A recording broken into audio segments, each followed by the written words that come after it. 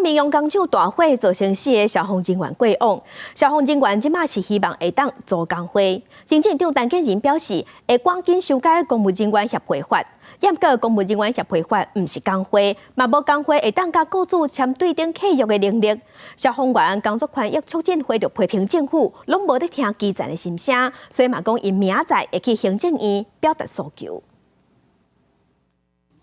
绵阳工厂大火造成4个消防员在内100人死伤，行政院提出精进作为。院长陈建仁表示，政府为2017年开始，逐年拢有6亿以上的消防补助，承诺未来还佫会增加补助80亿，补助会陆续到位。针对消防员久长年争取做工会的心声，陈建仁也讲，消防员是公务人员，尊重去社权，目前上好的方法就是赶紧修改公务人员协会法。消防人员呢是公务员，如果要组织工会的话，这在整个讨论当中呢，因为公务员的形态相当的多，所以会旷日费时。我们两院呢认为最好的方法就是尽速来修改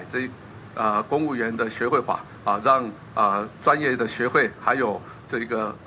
学会地方的学会呢也都能够成立。行政院人事行政总处人事长苏俊英表示，已经整理各个公务人员集体劳动权利的资料，在公务人员协会法的范围内适时放令。政府看起来有些出善意，不过台湾警察工作权益推动协会讲，公务人员协会不是工会，无工会甲雇主签订对等契约的能力。消防员工作权益促进协会是讲，政府的做法甲消促会目标差真济。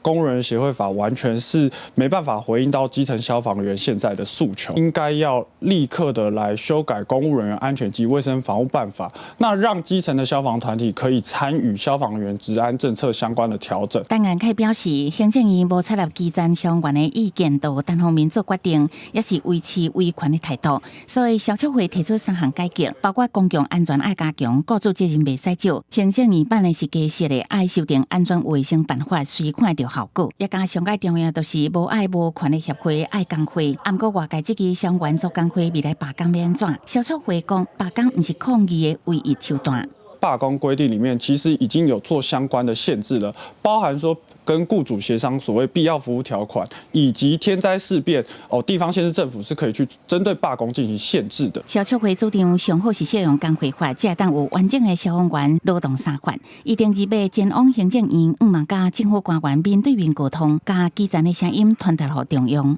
记者综合报道。